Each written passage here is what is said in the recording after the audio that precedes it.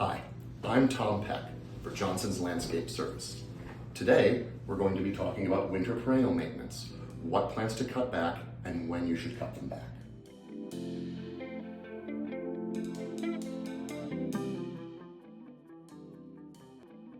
We understand that there are different approaches to perennials, and we're going to discuss some of them today. The first plants we're going to be talking about are hostas, which are mound-forming perennials.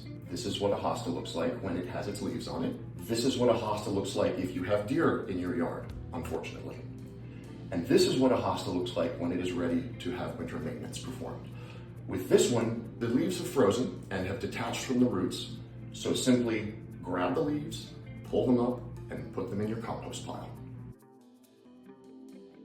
The next group is going to be rosette-forming perennials, such as rudbeckia, or black-eyed Susan, and echinacea, which is purple coneflower.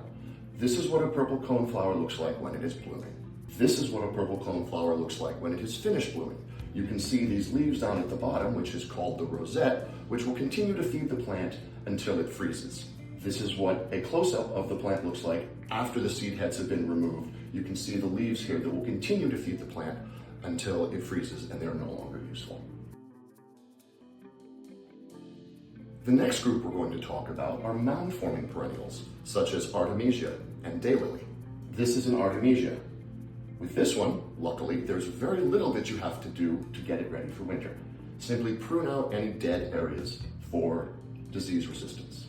This is what a daylily looks like when it is blooming and has the foliage on it. When it is finished blooming, you simply remove these brown stalks to keep the foliage on the plant until it freezes, and then at that point, just like a hosta, the leaves are no longer attached to the roots, just gather them up and put them in your compost heap.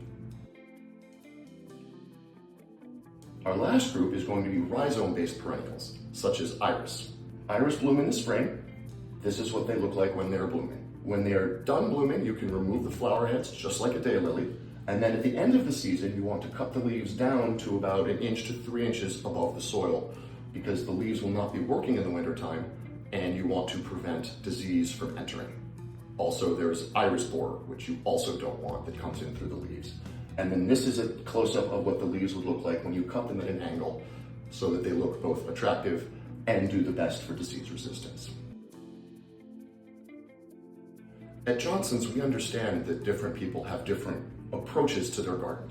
Some people like a very formal, clean look through the winter, and other people prefer it to be a little bit, I'll use the word messy, but natural.